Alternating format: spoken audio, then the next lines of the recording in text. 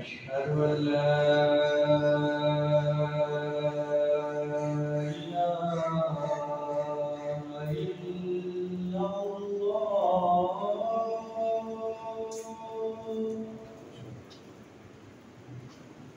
أشهد أن لا إله إلا الله.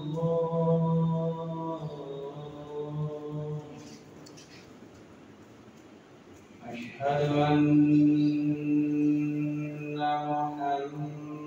محمدًا رسول الله.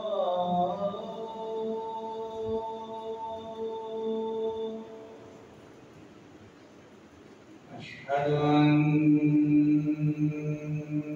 محمدًا رسول الله.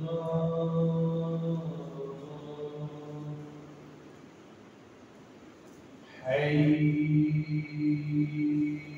على الصلاة.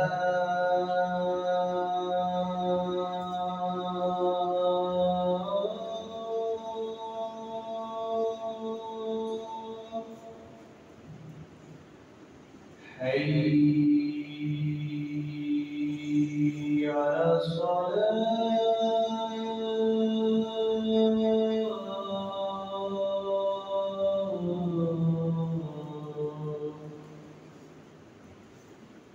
حي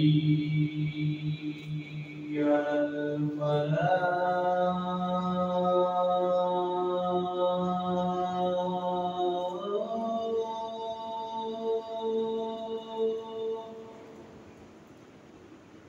حي على الفلاح.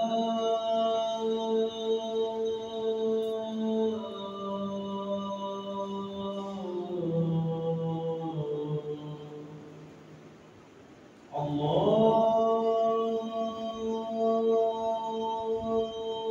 أكبر. الله أكبر. لا إله إلا الله.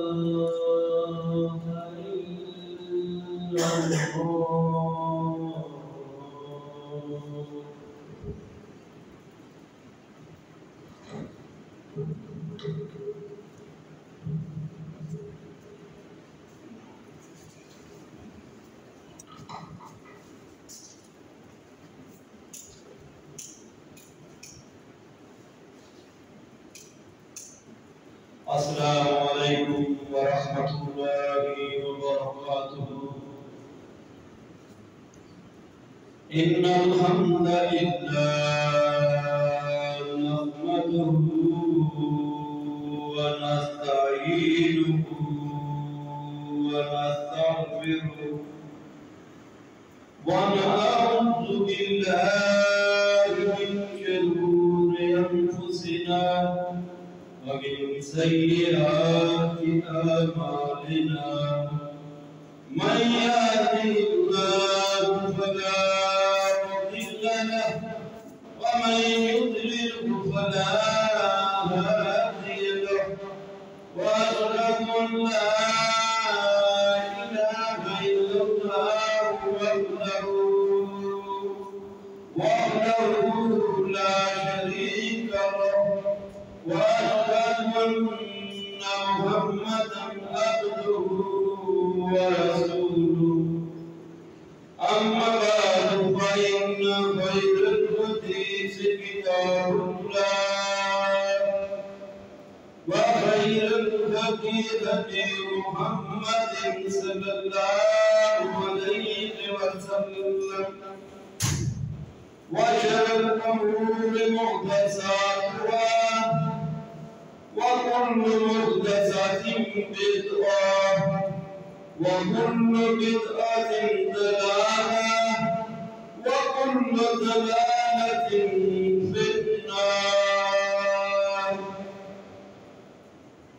اللهم صل على محمد وعلى آل محمد كما صليت على إبراهيم وعلى آل إبراهيم إنك حميد مجيد اللهم بارك على محمد وعلى آل محمد كما باركت على إبراهيم وعلى آل إبراهيم إنك حميد مجيد أما بعد فأعوذ بالله السميع العليم من الشيطان الرجيم من همزه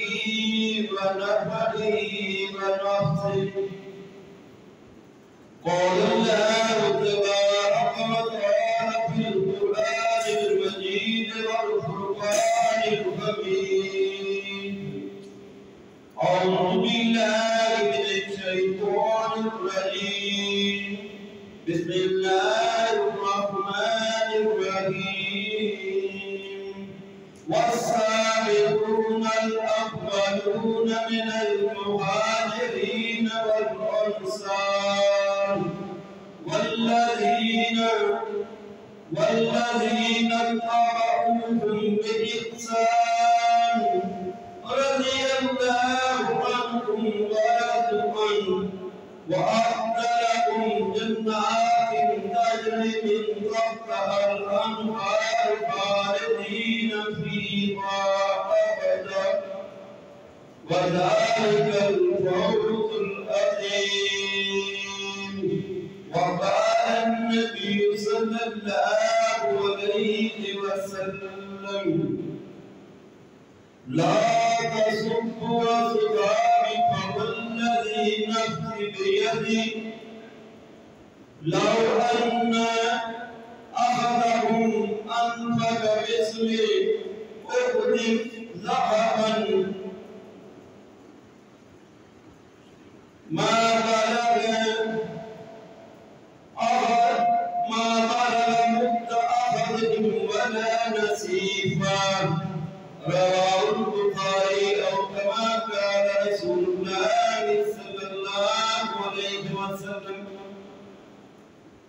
ہر قسم کی تعریفات تمجیدات بڑائی کبریائی اس مالک الملک اللہ تبارک و تعالیٰ کی ذات کے لیے خاص جو ہر سب کا مالک ہم سب کا پیدا کرنے والا ہم سب کو رزق عطا کرنے والا اولاد عطا کرنے والا علی کل شیء قدیر ہر چیز پہ قادر زمین و آسمان کو بنانے والا اور اس میں ہماری ضروریات زندگی کا ہر سامان مہیا کرنے والا وحدہ لا شریک الہ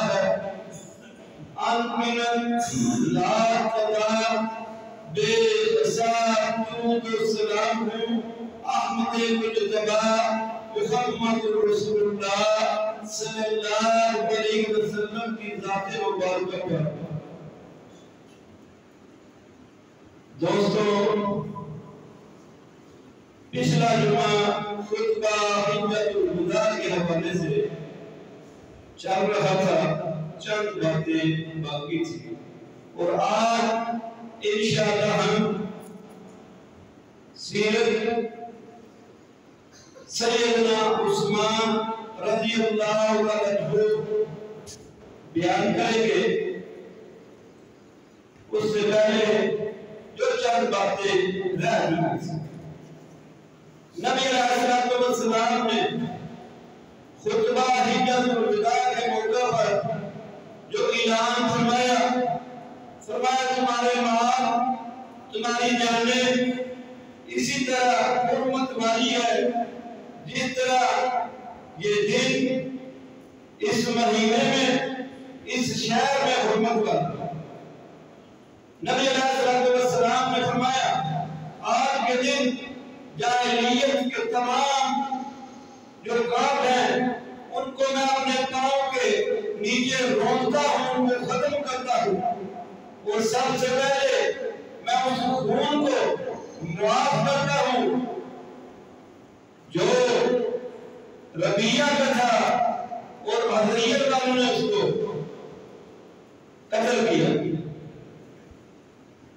اور دوسرا جو اعلان نبی علیہ السلام نے فرمایا میں جاہلیت کے تمام سود ختم کرتا ہوں، اور سب سے پہلے اپنے جدہ عباس کا جو ان کا سود تھا جاہلیت کے دور میں تمام کا تمام ختم کرتا ہوں۔ پھر اس بات کا ہمیں درس ملا، چاہے کوئی واعظ ہو، کوئی عالم ہو، کوئی نیک بزرگ ہو، جب وہ نصیحت کرے، کسی کو حکم کرے، کسی کا محاسبہ کرنا چاہتا ہو، تو سب سے پہلے خود سے اس کا آغاز کرے، سب سے پہلے اپنا محاسبہ کرے، سب سے پہلے اپنی صفائی کرے، پھر دوسروں کی توجہ دے، دوسروں کے نقص عیب کو ختم کرنے کی کوشش کرے۔ یہی درس نبی علیہ السلام نے دیا۔ سب سے پہلے جو جاہلیت میں قتل ہوا تھا اپنے خاندان کا اس کو معاف کیا، اور سب سے پہلے جو سود تھا وہ اپنے جدہ کا معاف کیا۔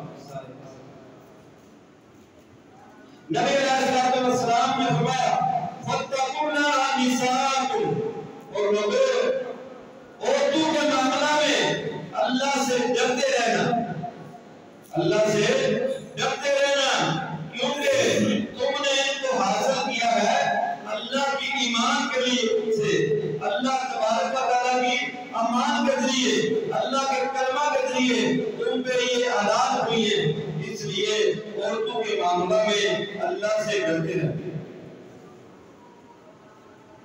فرمایا ان سے اچھا سلوک کرنا، ان سے اچھا برتاؤ کرنا، ان کے کھانے پینے کا، ان کے کپڑوں لباس کا انتظام جیسے خود پسند کرتے ہو اپنے لیے، ایسے ان کے لیے پسند کرو۔ جیسے تم اپنے لیے کوئی چیز پسند کرتے ہو، ایسے ہی وہ اپنی عورتوں کے لیے، اپنی بیویوں کے لیے پسند کرو۔ اور یہ عورتوں کے لیے بھی یہ بھی بتا دیا، اگر کسی بندے کو تمہارا خامد ناپسند کرتا ہو کہ وہ تمہارے گھر میں آئے تو تم اس کو گھر میں داخل نہ ہونا۔ اگر کوئی بیوی اس کے باوجود اپنے شوہر کی بات نہ مانے تو شوہر کو حق ہے کہ وہ اس کو ضربے لگا سکتا ہے، اس کو مار سکتا ہے، مگر غیر مقررہ ایسا نہ ہو کہ جس کا نشان کر دیا۔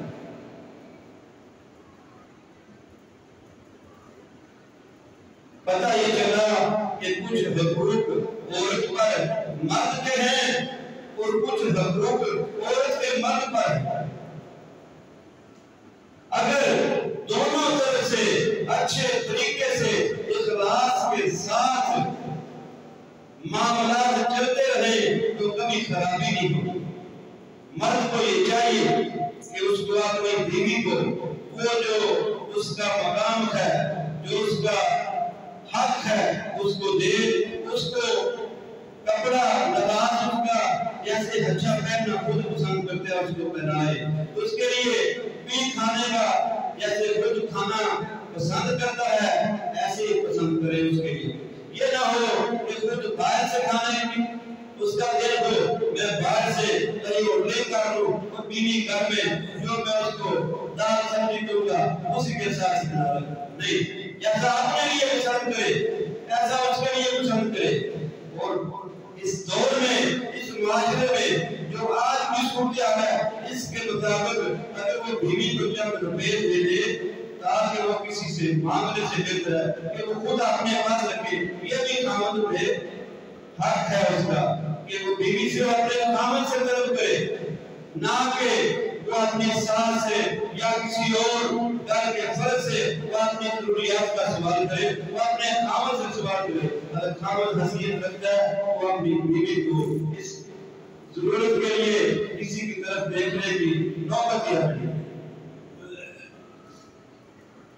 اور آخری بات جو نبی علیہ السلام نے فرمائی، اس سے پہلے فرمایا کہ اے لوگوں، میں تمہیں اللہ کی کتاب کو چھوڑے جا رہا ہوں، جاؤ اس کو پکڑے رکھے گا، وہ گمراہ نہیں ہوگا۔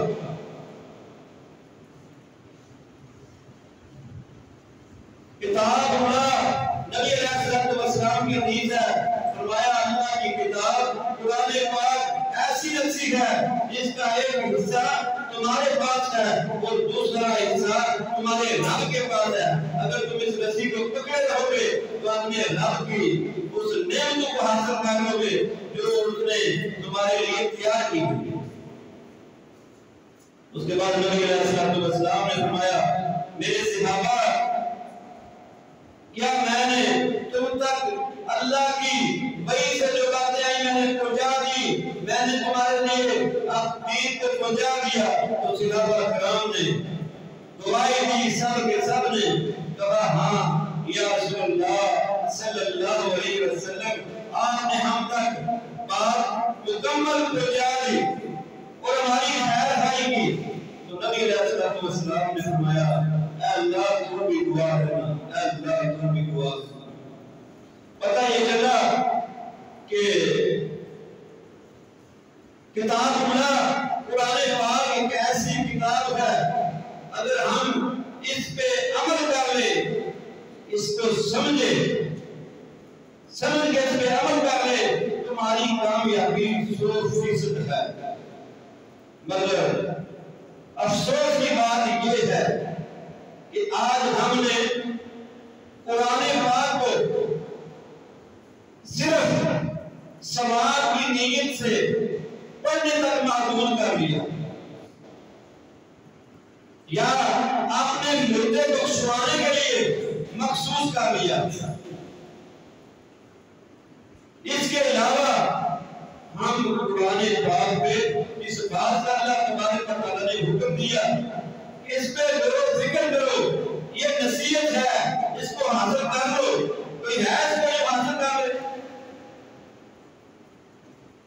اب اس سے نصیحت حاصل نہیں، اور اس میں ایسے واقعات ہیں، ایسی باتیں موجود ہیں جو ہمارے لیے ایک راہ کو متعین کرتی ہے۔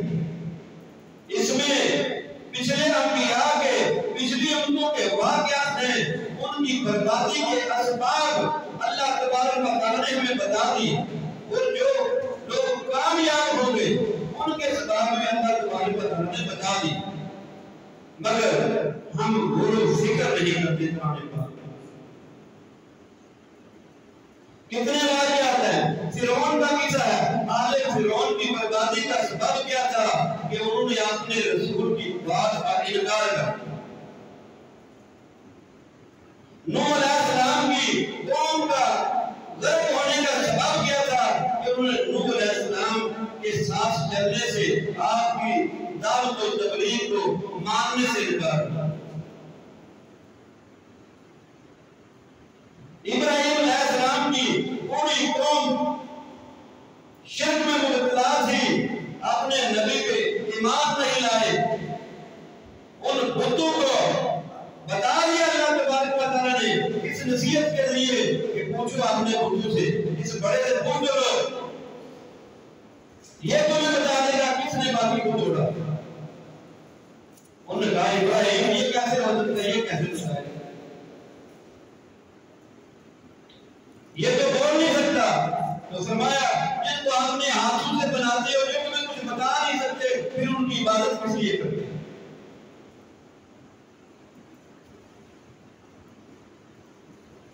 مگر ہمارے لیے اللہ تبارک و تعالیٰ نے کامیابیوں کا ذریعہ بھی بتا دیا۔ فرمایا والسابقون الاولون والسابقون الاولون من المہاجرین والانصار والذین اتبعوہم باحسان، اور جو لوگ سبقت لے گئے ان پہلوں میں سے جنہوں نے نبی علیہ السلام پہ ایمان لائے، من المہاجرین والانصار، وہ مہاجرین میں سے تھے یا انصاریوں میں سے تھے، جو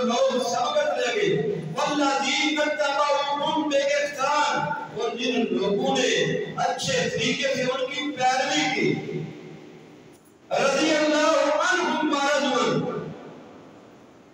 ان سے اللہ بھی راضی ہو گیا اور رب سے بھی راضی ہو گئے. وَأَعْدَ لَهُمْ جَنَّاتٍ تَجْرِي مِن تَحْتِهَا الْأَنْهَارُ خَالِدِينَ فِيهَا أَبَدًا ذَلِكَ الْفَوْزُ الْعَظِيمُ. اللہ تبارک و تعالی نے ان کے لیے جنت تیار کی ہے، باغات تیار کی ہے جس میں وہ ہمیشہ ہمیشہ رہیں گے، اور یہی بہت بڑی کامیابی ہے. اور یہی ہمارا آج کا موضوع ہے. عثمان غنی رضی اللہ تعالیٰ عنہ 18 ذی الحجہ 2 دن پہلے گزرا. عثمان غنی رضی اللہ عنہ کی شہادت کا دن ہے. اب چونکہ شہادتوں کا سلسلہ چل پڑا ہے، 18 ذی الحجہ کی پہلی شہادت ہے شہادت عثمان بن عفان رضی اللہ تعالیٰ عنہ. اس کے بعد یکم محرم کو شہید ہو جاتے ہیں عمر فاروق رضی اللہ تعالیٰ عنہ، اور 10 محرم کا دن ہے سیدنا حسین رضی اللہ تعالیٰ عنہ کی شہادت. قریب قریب دن ہیں، بہت بڑی اسلام کی شہادتیں ہیں. مگر ایک بڑا طبقہ حضرت حسین رضی اللہ عنہ کی شہادت کا تذکرہ تو بہت زیادہ کرتا ہے. ہمیں بھی کرنا چاہیے، مگر ہمیں ساتھ میں ان خلفائے راشدین ان کا تذکرہ بھی کرنا چاہیے. ان کو یاد بھی رکھنا چاہیے کہ 18 ذی الحجہ کا دن تھا جب باغیوں نے گھر میں گھس کر عثمان رضی اللہ عنہ کو شہید کر دیا. اور قرآن رب کا ہے جس پہ عثمان رضی اللہ عنہ کو بھول گیا.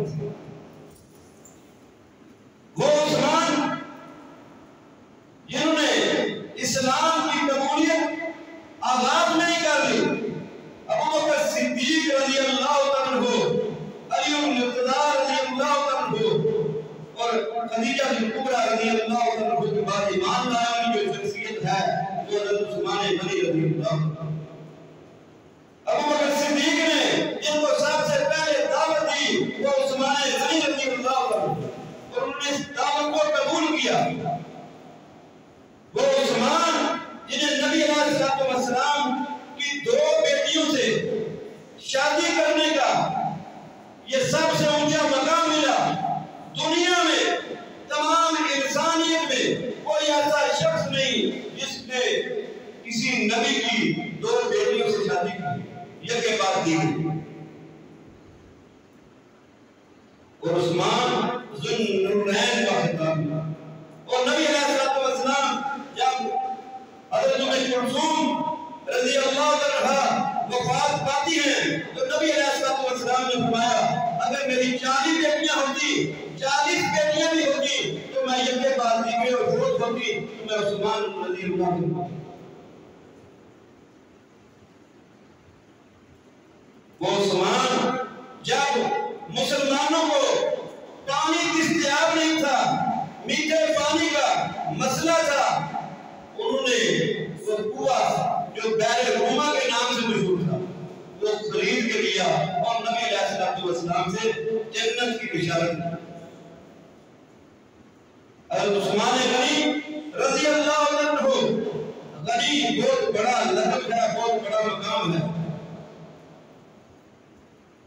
جاجر گزرا وہ جو تنگی والا سال تھا جب نبی علیہ السلام جان کے لیے جا رہے تھے اور کسی کے پاؤں میں جوتی تھی کسی کی نہیں تھی. صحابہ کرام پٹیاں کر کے جا رہے تھے. 600 اونٹ عثمان غنی رضی اللہ عنہ نے بما پلان کے سالوں زمان کے نبی علیہ السلام کو دیے. نبی علیہ السلام نے اعلان فرمایا. عثمان غنی نے کہا یا رسول اللہ صلی اللہ علیہ وسلم میں 100 اونٹ دیتا ہوں اس کے لیے. دوبارہ اعلان فرمایا. کہا یا رسول اللہ صلی اللہ علیہ وسلم میں 200 اونٹ دیتا ہوں اس کے لیے.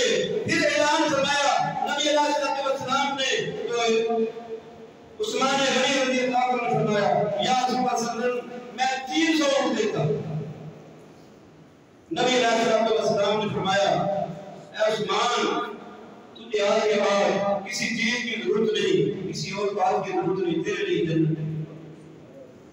نبی علیہ السلام سوال کرتے ہیں جہاد کے لیے جنت کا۔ عثمان غنی رضی اللہ عنہ 4000 دینار آپ صلی اللہ علیہ وسلم کی جولی میں ڈال دیتے ہیں۔ نبی علیہ السلام آپ سے ان کو دیکھ رہے ہیں اور کہتے ہیں اے عثمان تجھے کچھ کرے یا نہ کرے تیرے لیے جنت ہے۔ کیا مقام ہے، کیا مقام ہے۔ نبی علیہ السلام احد پہاڑ پہ ہیں، عمر فاروق بھی ساتھ ہیں، صدیق رضی اللہ عنہ بھی ساتھ ہیں، عثمان غنی بھی ساتھ ہیں۔ پہاڑ نے ہلنا شروع کر دیا، کب کبھی تاری ہو گئی۔ نبی علیہ السلام نے ٹھوکر ماری، فرمایا اے احد تجھے کیا ہے، تجھ پہ ایک نبی، ایک صدیق اور 2 شہید پڑے۔ اور 18 ذی الحجہ کو کچھ لوگ عید مناتے ہیں، عید غدیر۔ غدیر کے نام پہ جو نبی علیہ السلام نے غدیر کے موقع پہ خطبہ دیا تھا واپس جاتے ہوئے، اس کے نام پہ 18 ذی الحجہ کی وہ کھیرے بانٹتے ہیں۔ در حقیقت وہ عثمان غنی رضی اللہ عنہ کی مخالفت میں، جیسے 22 رجب کو کنڈے نکالے جاتے ہیں امیر معاویہ رضی اللہ عنہ کی مخالفت میں، اور نام دیا جاتا ہے امام جعفر صادق کا رحمت اللہ علیہ کہ ان کی نہ تو پیدائش کا دن ہے نہ وفات کا دن ہے، مگر امیر معاویہ رضی اللہ عنہ کی وفات کے دن میں وہ خوشیاں مناتے ہیں۔ ایسے ہی کیونکہ یہ عمومی خاندان تھا، بنو امیہ میں سے ہیں، نبی علیہ السلام کے خاندان میں سے ہیں، چوتھی یا 5ویں نسل میں نبی علیہ السلام سے ان کا حصہ مل جاتا ہے۔ مگر افسوس کہ ہمیں اپنے اسلاف کی ان کارناموں کا، ان کے سیرت کا، ان کے جو عمل انہوں نے کر کے دکھلا دیے دنیا کو، ان کا ہمیں احساس ہی نہیں، ہمیں پتہ ہی نہیں۔ عثمان رضی اللہ عنہ کتنے حیادار تھے کہ فرماتے ہیں جس دن سے میں نے نبی علیہ السلام سے بیعت کی ہے اس دن سے میرا دایاں ہاتھ میری شرمگاہ میں ہے۔ اور وہی عثمان ہیں جب نبی علیہ السلام بھیجتے ہیں مکہ والوں سے بات چیت کرنے کے لیے حدیبیہ کے موقع پر، تو جب مکہ میں پہنچے تو وہاں سے افواہ ہو گئی، کسی نے کہا عثمان رضی اللہ عنہ کو شہید کر دیا۔ تو نبی علیہ السلام نے موت کی بیعت نہیں تھی، اپنے صحابہ سے 1400 صحابہ کرام تھے، تو نبی علیہ السلام نے جب بات لا چکے تو فرمایا یہ میرا ہاتھ، یہ عثمان کا ہاتھ ہے، اور اپنے دوسرے ہاتھ پہ ہاتھ رکھ کے نبی علیہ السلام نے اپنے ہاتھ کو عثمان کا ہاتھ کہا۔ کیسا مقام ہے عثمان غنی رضی اللہ عنہ۔ جیسے اللہ تبارک و تعالیٰ نے جب نبی علیہ السلام نے کمپنیاں پھینکی تو فرمایا اے محمد صلی اللہ علیہ وسلم کہ تم نے نہیں پھینکی، یہ ہم نے پھینکی۔ تو نبی علیہ السلام کیا فرما رہے ہیں، یہ ہاتھ عثمان کا ہاتھ ہے اور میں عثمان کی طرف سے بیعت کر رہا ہوں، اور آپ نے ایک ہاتھ کو دوسرے ہاتھ میں۔ عثمان غنی رضی اللہ عنہ حیا دار کتنے ہیں، نبی علیہ السلام اپنے گھر میں ایک لگائے ہوئے لیٹے ہیں اور آپ کے رام سے تھوڑا ٹکڑا ہٹا۔ ابو بکر صدیق آتے ہیں رضی اللہ عنہ، نبی علیہ السلام ویسے ہی لیٹے ہیں، ایک لگا کے آگے بیٹھ جاتے ہیں۔ عمر فاروق رضی اللہ عنہ کا پتہ چلتا ہے، وہ آتے ہیں آپ بیٹھ جاتے ہیں۔ جب پتہ چلتا ہے عثمان رضی اللہ عنہ آ رہے ہیں تو نبی علیہ السلام سیدھے ہوتے ہیں اور آپ نے اس چادر کو اس کے ران کے اوپر کر دیا۔ تو جب اما عائشہ صدیقہ آپ صلی اللہ علیہ وسلم کا یہ عمل دیکھتے تو پوچھتی ہے یا رسول اللہ صلی اللہ علیہ وسلم یہ کیا ماجرا ہے؟ میرے والد آئے آپ نے اپنی ران پہ کپڑا نہیں رکھا، میرے چچا عمر آئے آپ نے کپڑا نہیں رکھا، مگر جب عثمان کا پتہ چلا تو آپ نے اپنی ران پہ کپڑا رکھا۔ تو فرمایا عثمان سے اللہ کے فرشتے حیا کرتے ہیں، میں اس کا حیا کر سکتا۔ اس لیے دوستو حضرت عثمان غنی رضی اللہ تعالیٰ عنہ کہ جتنے بھی سیرت کا مطالعہ کیا جائے اور بات کی جائے تو کم ہے، مگر ہمارا ٹائم مکمل ہو چکا ہے۔ اللہ تبارک و تعالیٰ کی حضور دعا ہے اللہ تبارک و تعالیٰ ہمیں عثمان رضی اللہ عنہ کی سیرت کو پڑھنے، سمجھنے اور عمل کرنے کی توفیق عطا فرمائے، اور جیسے انہوں نے نبی علیہ السلام سے محبت کی ایسے ہمیں بھی نبی علیہ السلام سے محبت کرنے کی توفیق عطا فرمائے، اور آپ کی ہر بات پہ ہر حکم پہ عمل کرنے والا بنائے۔